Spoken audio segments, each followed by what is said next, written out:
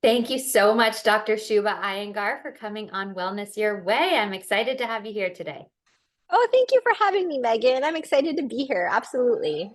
Of course. Well, I've read your very impressive bio to the audience, but I'd love to just hear in your words a little bit about you. Oh, yeah, absolutely. So I am an allergist. I work in Northern California. I've been doing this for a while now, so probably about 15 years. As we talked about, I trained in Boston. I was a fellow there, which is like sort of the specialty training for allergy. And then I was at Mass General for a couple years, and then I moved out to the Bay Area about, oh my gosh, it's almost been about 10 years now. Yeah, and it's been great here. I work at a private practice. I work with Dr. Robert Boshin, who is also a, a co-founder and scientific advisor for Allergy, which we'll talk about in a little bit, which is a company where we make customized nasal sprays for for people to help them with their symptoms. And yeah, I have twin boys. They're great. They used to be much more crazy, but they're less crazy now. But yeah, it's been great. Oh, that's incredible. So your hands are full. You're doing a lot, but so much great work. And I'm excited to dive into some of that. Let's just start Absolutely. though. Yes, let's start very high level. For people Sure. who don't even know what's happening, aside from, oh my goodness, my nose is itching and I feel snotty and coughy and bad, what Mhm. even are allergies? What's going on in the body?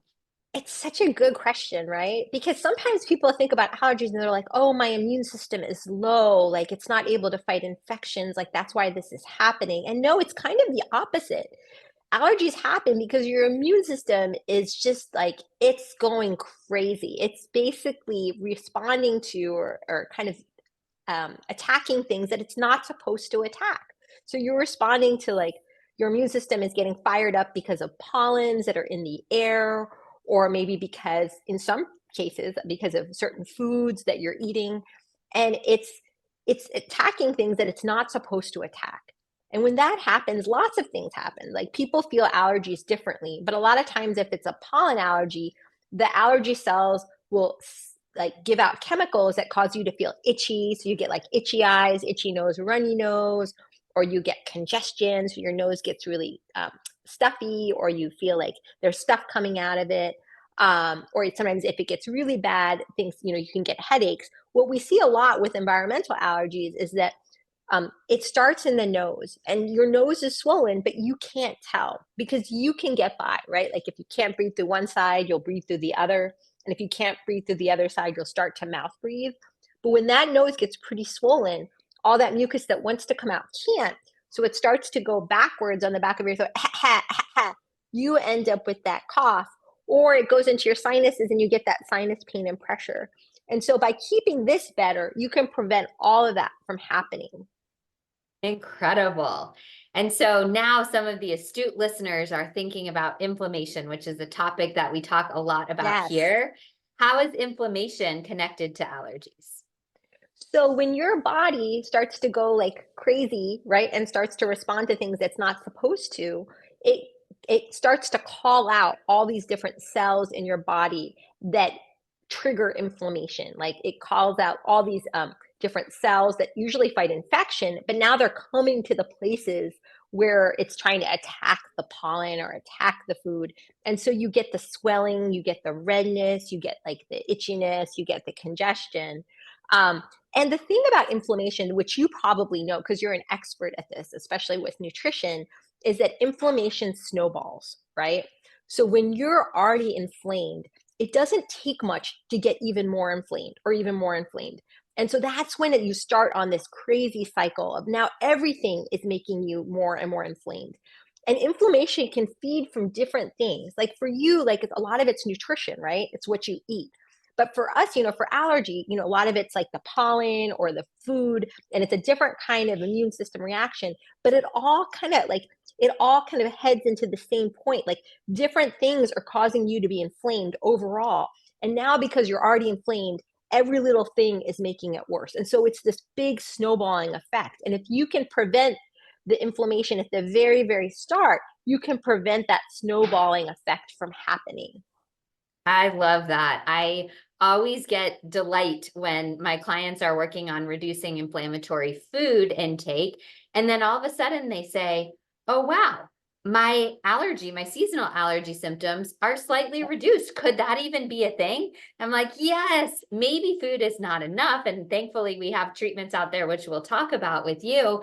Maybe it's not enough to totally take care of it, but it's not surprising to me at all that as we reduce the inflammatory load of our diet, some of these other symptoms might get a little better. Absolutely. Clinically, like I can't like speak to the different studies that are out there that look into this because I don't think there's a lot of research in it, unfortunately. But I can say that in my patient population, I see this all the time. And especially it's those patients who have double triggers, like they have both allergy and then they have autoimmune issues because there are two different arms of the immune system. And when they have that, I see that these people are really, really, this population especially, are really, really susceptible to inflammatory triggers. And so going down on inflammatory foods in the diet for a lot of people really, really helps them. And so it's definitely anecdotal and it's definitely more clinical, but I have seen that absolutely. Amazing. I keep hearing every single year, oh, allergies are really bad this year. And it seems like everything is steamrolling. It's just getting worse and worse and worse. Is this true, or are we just talking about it more? What's going on here? No, I think it's true, and there are definitely studies that have shown that, and everyone always asks me like, "Dr. Iyengar, like, what's going on? Like, why is this happening? I don't have allergies in my family." Or oftentimes I see people who come in they're much older, right? They're in their 70s, they're in their 80s, they're like, "I got through my whole life and I never had allergies, and now all of a sudden I'm having bad allergies." So we see it a lot.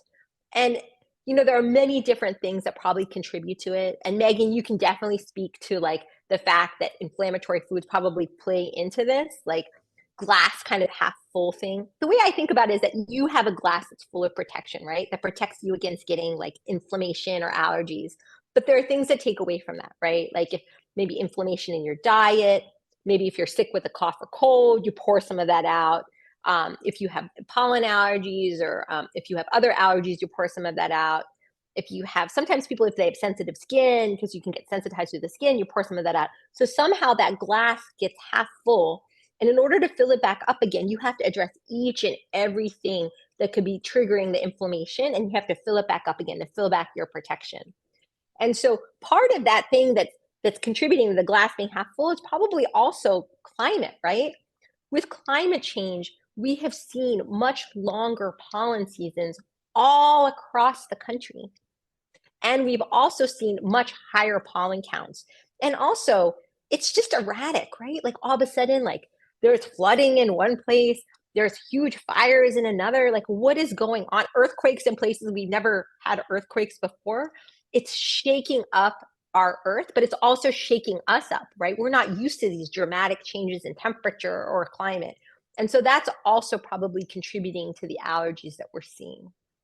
That's a great point that I've actually never thought of. Dallas, where I am, and we have a big listener base from Texas, we have very dramatic shifts. It could literally be in the 20s one day and in the 70s 2 days later. So that's great to make that connection between allergies and those shifts. Thank you for that. Yeah, I don't know if it's been well studied, but I do feel like I've seen it a lot, especially here in the Bay Area, unfortunately, right?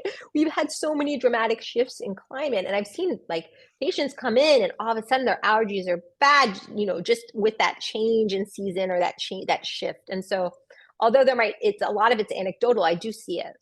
Yes. Well, you are an expert in treatments. So let's just start unpacking some of these types of treatments that are out there. And maybe Yeah. could you walk us through some of the benefits and the trade-offs of the most common types? Yeah, absolutely. So we can first talk about pollen allergies because that's, what we've been focusing on. So as I talked about, like when you get bad pollen allergies, like what happens, right? Your nose gets a little bit swollen, but you can't tell, right? Because you get by. Like if you can't breathe through one side, you'll breathe through the other. If you can't breathe through the other side, you'll mouth breathe. And when you mouth breathe, oftentimes like you snore. And so a lot of people have problems sleeping at night, right? Because they're snoring because they can't breathe through their nose. And so it really affects the quality of their sleep or all that mucus that wants to come out can't, so it goes into their sinuses, and all of a sudden, they get sinus pain and pressure, they get headaches. Or what I see the most often actually is that postnasal drip. It goes on the back of their throat, they get that tickle or cough. And they're like, I can't go through a meeting because I keep coughing, or they can't sing. A lot of people, I see, are singers. And so not being able to use their voice is a big problem. We see it a lot in our Allergy reviews too. Like it really makes a difference. So getting that nose better is key, because Yeah. once you bring down that inflammation, all of that stuff goes away. And so a lot of times as allergists, even without customized nasal sprays that we have at Allergy, we'll tell people like, we want to bring the inflammation down in your nose. And to do that, the best medicine is always going to be a nasal spray. The allergy medicines by mouth that you get at like, I don't know, the drugstore like Target or Walmart, like they will make they will make you feel less itchy, like the Zyrtec, the Claritin, all that stuff, but they don't make this that much better. And so to get this better, you need nasal sprays. And there are different ones out there, right? The most common you've probably seen on the shelf, like Flonase, Nasacort. These are what they call anti-inflammatory sprays, right? They're basically very diluted nasal steroids. I don't want most people to worry about the steroid part. For the most part, a day of a steroid by mouth is equal to months of the spray. It's so diluted. But Okay. because it is so diluted, if you use it by itself, it takes a long time for it to have an effect. So we almost always add on other sprays. So we often add on something called Astelin or azolastine. It's an antihistamine spray. It works well. If you don't use the spray properly, it tastes like yuck. So you have to use the spray properly. But when you combine the two sprays together, you combine more than one spray together, they work well because they complement each other. Like one works really fast, one works really slow. And so using them together is key. So I'll often have people line the little bottles up by their toothbrush and use one after the other in a row, which is kind of hard to do, right? You have to like keep track of everything. Sometimes we don't have big counters. And so at Allergy, what we do is we basically combine these different sprays into one spray, depending on how people are doing, depending on their symptoms. And we can, because we can compound, we can control the amount of each ingredient that we use. And so we have all these algorithms that we've developed, depending on how people are doing, to be able to really personalize or custom that spray towards what we think would work best for them. Very interesting. So am I understanding it correctly that something like Flonase, that's one type of anti-inflammatory, and the other, the azolastine, was a same anti-inflammatory, just longer or shorter acting, and so you're combining them? No, almost. Okay, So tell me. the anti-inflammatory is yeah, like Flonase is kind of the not so greatest of all the sprays because it has Okay. alcohol in it. So we Oh, usually use triamcinolone or Nasacort, which doesn't have the alcohol in it, which is nice. Not for our own. We use the generics for our own, but like in general, like right. just know that not all sprays are equal. But yeah, that's a anti-inflammatory, and that works well, but it lasts a long time. But when you use it, you don't feel it right away. Like you don't feel like Right. anything's happening. So people will go to the drugstore and use Flonase or Nasacort, and they'll be like, I used it, but I can't tell if it helped me or not because Right. nothing happens right away. With the azolastine, it's an antihistamine spray. It's kind of like Zyrtec or Claritin, but it's just for the nose. And it Got it. works well and you feel it right away, but it only lasts like 2 or 3 hours. And then Okay. after the 2 or 3 hours, it's kind of gone. And so using both together are really helpful because they complement each other. One works very fast, like you said, and then the other works very slow. And so combining them together is helpful because they really help with the symptoms that people are having. And so that's sort of the basis of what we do when we compound these ingredients together into one spray. We use different ingredients that complement each other and work in different ways to get people better. Amazing. And so if someone were to come to you at Allergy, which I believe is telehealth, they're available, you can serve clients all over, patients all over. What kinds of information would they give you in order for you to customize this spray for them? Yeah, so it's like seeing like one of us, right? It's like seeing an allergist or a doctor at the office, but we do it online. So you fill out a questionnaire that talks about like, oh my gosh, like what kind of symptoms are you having? How long have you been having it for? What has helped you in the past? What have you used? What has worked? What hasn't worked?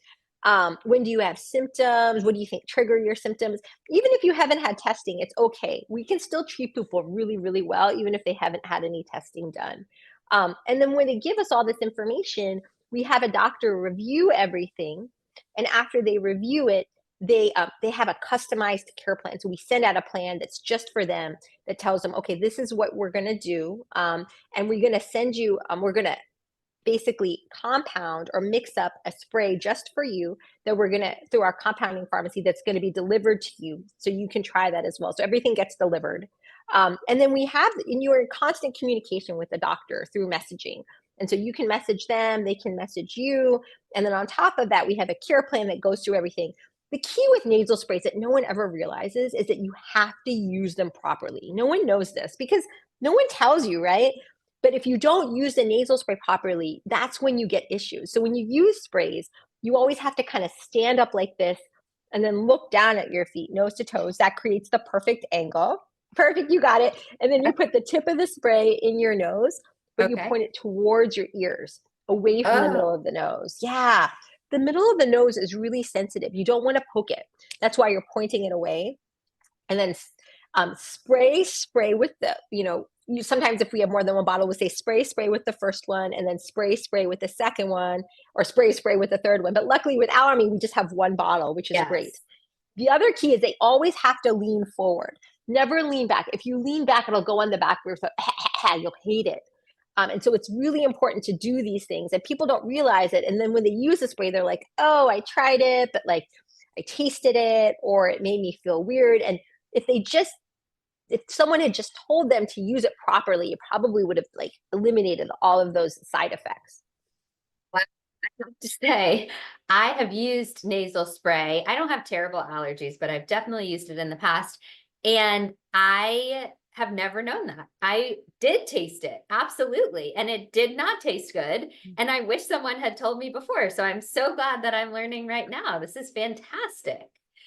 They Now, always say like if you taste it, you waste it, right? So that's some like one of those little mnemonics or whatever. So like always remember like lean forward because otherwise you waste it. But then you taste it too and you're like, ah, I don't like this stuff. yes, it's certainly not pleasant. So thank you. I now my life has changed.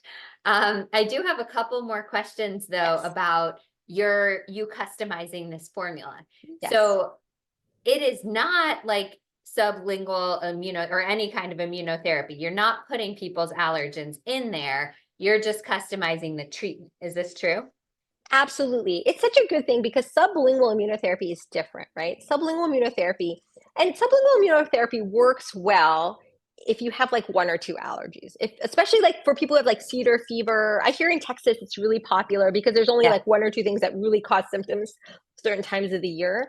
And so they bake these little drops that you can like put under your tongue, and that while you're taking them, they help with your allergy. It's kind of like a step above like local honey, Okay. right? When you stop using it, your symptoms, come back again. But when you're using it, it sometimes kind of like decreases the symptoms. Okay. The problem is that for most people now, maybe back in the day, like most people are allergic to like one or two things, and it was really helpful. And for some people, yes, I should say that it is helpful. But for a lot of us, we are allergic to many things, and Yes. the drops just don't work as well, right? Got And to it. get like the really powerful drops, like which is the FDA approved ones, you have to go through your doctor, and they don't let you start at home. You have to take it in the office because we prescribe like EpiPens and things like that because we're making it strong. So when you get it, sometimes because they do have companies that do this online, and I haven't tried it myself, but I can say that like if you're not doing the first thing in the doctor's office, how strong is it really, right? And if they're not carrying an EpiPen with them, because normally we do that, right? For when you get it in the doctor's office, you have an EpiPen. How strong is it? And so I don't know for sure, but I can't imagine they can make it as strong as they would, when people get it at the doctor's office. Yes. What is helpful about nasal sprays is that when you're allergic to multiple things, right, it causes that nose to be swollen. And so when you use the spray, you feel better almost right away, right? You don't have to wait days for it to take an effect. You don't have to worry about it not being strong enough because we can customize the formula depending on how you're doing. And so for that immediate relief where you're like, I need something to help me now, it's super helpful because it works very quickly. Got it. So then you asking people like, what do you think you're allergic to and how many, what are your triggers? That's really more to decide, should we lean into the histamine response or does this person have tons of allergies, so they need higher treatment. You're customizing the types of treatment. You're not customizing based on specifically what they're allergic to. I know I'm not exactly saying that, but do you understand Yes, where I'm we're going? And do you have any no, comments? no, you got it. Yeah, you're an expert now. No, exactly, you got it. So debate depending on like how swollen we think it is up here, if they have sinus symptoms, do they have sleep symptoms, right? What kind are they getting itchy? Are they getting congested? Is their nose dripping? We can use all of that information to figure out what ingredients to put in their formula and kind of what how much of each to put in, like what the ratio should be. Great. And then granted, everyone is different. When you go to the drugstore, like you're buying what everyone else is buying, right? You're buying like whatever, Zyrtec, Claritin, Flonase, and you're using it all together. And maybe sometimes it works and maybe sometimes it doesn't.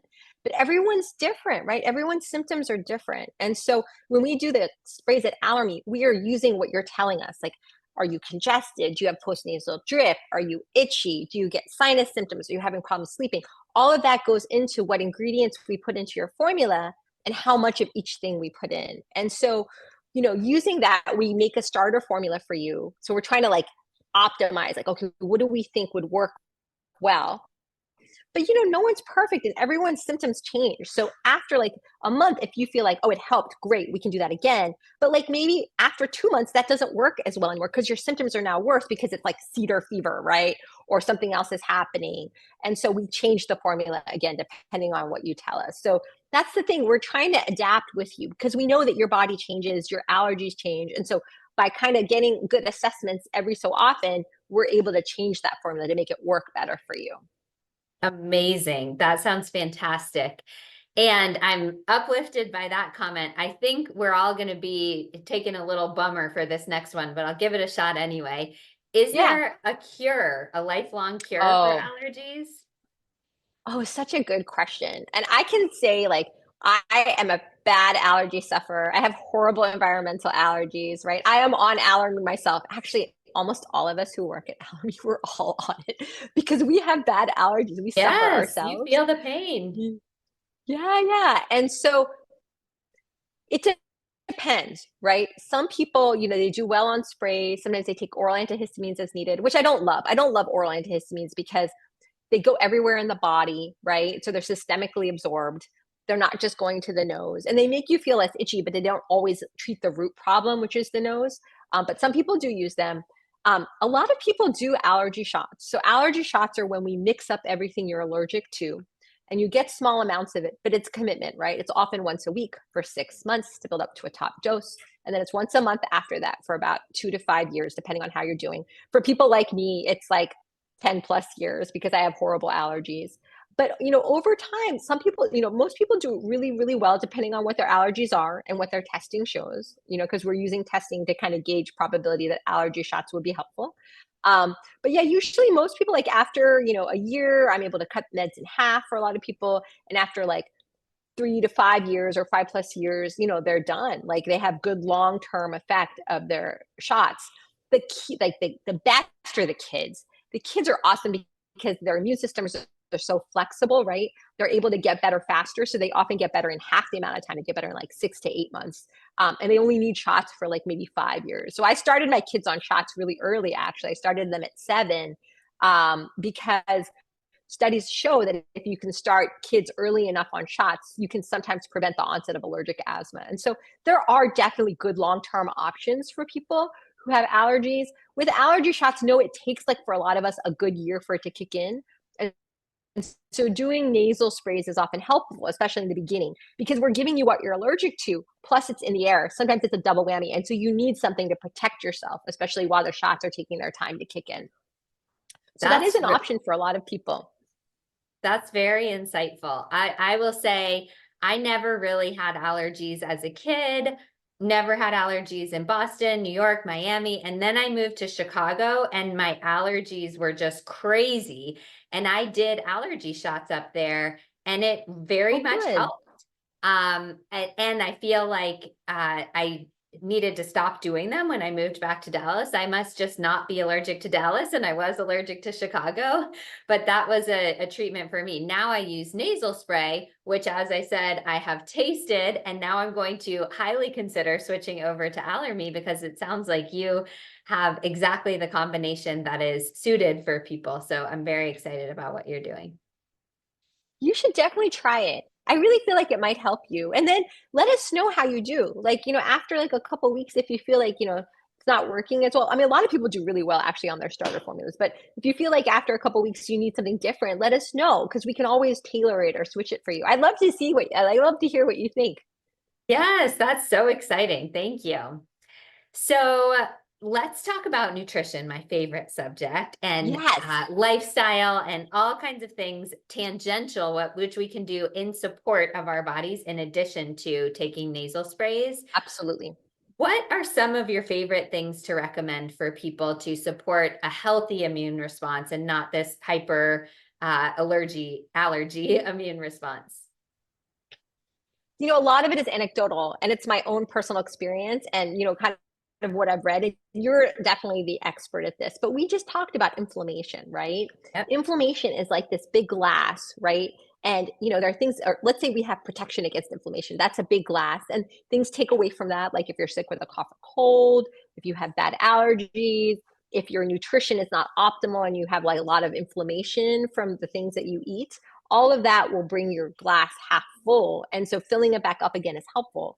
And so, as we talked about, like a lot of my patients, especially when they're really susceptible to inflammatory triggers, let's say they have allergies or they have autoimmune issues or they have both, right? Because these are different arms of the immune system, autoimmune on one side and allergy on another. And when both arms are lit up, you're just much more susceptible to getting inflamed. And so thinking about reducing inflammation in the diet, I think is key. And you probably know this already. I mean, a lot of it's stuff that maybe hasn't been scientifically proven, but a lot of what we know with the way our foods are made, right? Things that are mass produced, especially gluten, because they've genetically modified it to grow all year round. It's highly pro-inflammatory. So sometimes reducing, gluten in the diet has been really helpful for a lot of people. Same with the dairy. I never know, and you can tell me, like, I would love to learn from you. Like, is it the feeds from the cows or is it the hormones? Like, what it is about? What is it about the dairy in the U.S. that makes it so pro-inflammatory for a lot of people? I can say myself, I'm gluten and dairy free, and I feel so much better on a gluten and dairy free diet. I have even a more complicated diet. I'm actually low FODMAP too. Wow. Yeah, so I cook a lot of my own food.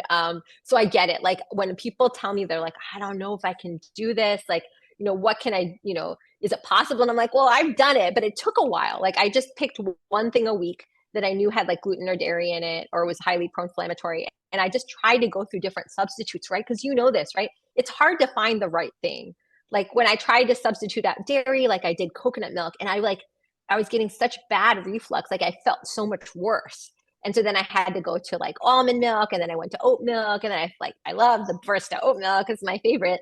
But you have to find that substitute that works well in order to find like a way to sustain the diet. But I would love to hear more about like what your thoughts are too. Yeah, I think in our perfect world where we all had healthy guts and no stress and all of this kind of stuff, I think we all would be able to eat gluten and dairy and even some processed food and whatever. The problem is that our cup has been drained in your analogy. We have so little protection from inflammation. And so something like gluten, which activates something called zonulin in your gut and can cause intestinal Yep. permeability, and that increases inflammation. It's just kind of piling on. It's like hit after hit after hit to our immune system.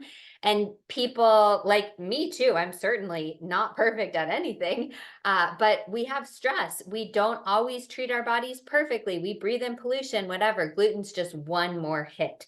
So like you, for me, it's just a gift to my body to not eat gluten because I feel so much better that way. And I Yep. know that it's a big dump in my immune system or my inflammatory bucket. So I choose not to do that.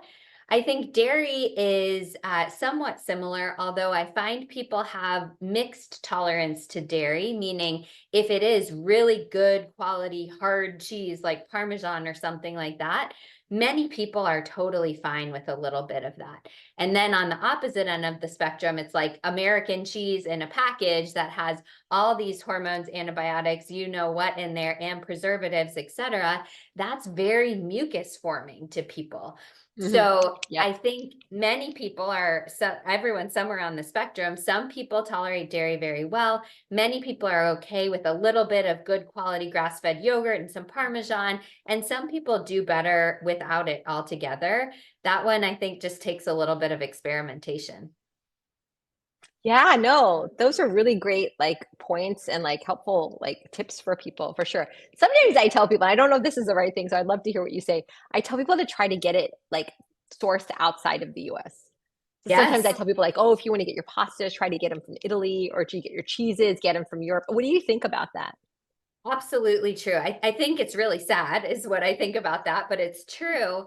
And this is all about our food system and regulations that don't apply here. So, for example, glyphosate is the, I think, appropriately demonized ingredient that we spray all over our wheat. And that exacerbates the intestinal permeability caused by gluten. Now, in Europe, they don't use glyphosate on their wheat. So, even though the gluten is still in there, it's a very different reaction in our body. That's just what we spray on it. But then also the genetic modification that we have done to wheat today, the protein structures, I believe, are 80, 90, some really high percentage, completely different than what they were even Yep. in the Mhm. 1960s. So it's like our body just hasn't had a chance to catch up with this rapidly genetically modified crop, and it treats it like a foreign invader, versus in Europe they're using more of the ancient style grains, which our Mhm. bodies have been accustomed to. So I completely agree. I think if we could all source all of our food from Yeah. Europe or someplace out of the US, it would be great. I'm not sure that's accessible to most people, but I know. It's so expensive. Like, it you have to is. go to these Yeah. high-end grocery stores and Yes, it yeah, like really is. Whole But I, Foods or yeah, yeah, it's tough. it is tough, but I do believe that just us talking about it and bringing light to it, we are creating a revolution. And when consumers Mhm. demand this food without Yes. glyphosate, for Yep. example, or maybe in the future, dairy without antibiotics and hormones, something like that, it will change. It just takes a little time. I know, and it's good that it's an effort, right? And it's an effort where we all have to kind of get together and do it. And I think it's so important. I completely agree. Incredible. Well, let's jump off to maybe some common things that make allergies worse that we're not thinking about. I have a few in my mind that I'm just so curious about what you are going to say. What are things we do Sure. that make allergies worse? Okay, so the number one thing, especially for pollen allergies, that people do that makes it worse is to keep the window open in the bedroom. Like, nature Oh, is not your friend, right? I mean, we can have ways for you to go out and yes. enjoy nature, but at the very core, nature is not your friend right now. And so, if you open that window, all that pollen will come in. It will get all over your bed. It will cause you more symptoms. We have to give you more medicine, which we don't want to do. Sometimes just shutting the bedroom window, we can cut meds in half, which is huge. Yes, showers Interesting. at night are really good too to keep the pollens off. Shoes at the doorway so you don't track the pollens in, but the number one thing is that bedroom window, like a very common thing that you don't think about. Okay, I did not think about that. I was thinking about shoes at the door. I thought that's what you were going to say. And then I thought of my two dogs. What in the world do people with pets do? Like, they don't wear shoes when they go outside. Do we wash off their feet or their body? What are Yeah, we supposed to do? I know it's hard, right? You just do the best you can, right? We're all just doing the best we can. The good news is that even if you're cat or dog allergic, I find that most people tolerate their own pets. It takes like a good like 8 to 12 months, but most people do okay. And there are things you can do, like putting an air purifier in the bedroom. If it's possible from the get go to keep your like cat or dog out of the bedroom, it is helpful if it's possible. So I find that most people aren't they're okay with their own pets, but you're right. They go and your dog goes outside, rolls in the grass, comes back in, like what you do. Yeah, if you can just keep the bedroom a safe haven, I think that's really helpful. Like you can't control everything, you can't control the whole house, but if you can control the bedroom, it really helps, especially the bed, because you sleep on it. Think about it, Yeah. hours and hours, hopefully a good 8 hours a day. But Yes. like, but it's a good number, it's a good amount of time. That's incredible. Is it true that I've heard kids who grow up with pets in the household have fewer allergies, or is that a Yeah. myth? No, there are studies that have shown that kids who grow up with pets in their household, do have fewer allergies. I wonder if it's going to change now because we have so many different factors now that are contributing to allergies. Like we talked about, like climate change, pollution, right? That definitely kind of changes the allergen structure in the air and makes it sometimes people more sensitized to it. And then, no, again, there haven't been that many studies showing, but increase other things that increase inflammation in the diet, right? Would make you as an individual more inflamed, and more inflamed people are more susceptible to getting more inflamed, right? It's that snowballing effect. So I'm really curious to see how things kind of evolve over the next several years. Yes, I am too. This is such an exciting field, and I am grateful to you for your pioneering work in the field. It's really fantastic. If you could just leave the audience with one more thought, I'd love to hear one more tip from you. And then also, please tell us how we can become a patient of Allergy or where we can learn more. Yeah, absolutely. So definitely like think about it like as we talked about, Megan, as a whole, right? Your body is, you want to try to keep the inflammation down as much as possible. And that might not mean, one thing. It may mean many different things. It may mean your diet, right? It may mean exercise, less processed foods, if possible. Keeping the allergy, inflammation down, keeping your bedroom window closed. All of this kind of plays into keeping building up your protection. So if one thing maybe we could talk about is like all these different things play into it. So every little thing counts, even if you think it's little, it really is helpful. And then with Allermy, yeah, definitely check us out. It's www.allermy.com, and it's spelled weird. It's spelled Allermi. And it's so funny because my kids always say, "Oh, it's alarmy," and I'm like, "No, no, no, it's Allermy." But I'm like, it does Allergy look like doesn't sound as alarmy. great. Yes, I like Allergy, and we will Allermy. absolutely include the link in the show notes. It's not that hard though. Allergy, Allermi. That's a great name. Yeah, come check us out. I hope we can help everyone. We really want to make healthcare more accessible. It's something we didn't get to talk about, but it's something we know I'm definitely passionate about. I didn't have any health insurance really growing up, honestly. And so if it's something that we can, offer to people and not have to go through insurance and they can afford and make it accessible and make people sleep better and their lives better, like I think that really means the world to all of us who help with Allergy. That's such an incredible tenet of your company, and I can tell that it drives you personally. It is a huge problem that I don't think It one is. person can solve, but each little person chipping away at our own field is going to help. So thank you again for that. No, thank you. I learned a lot from you today too, so thank you. And vice versa. I appreciate the conversation. Thank you so much for coming on Wellness Your Way. Thank you.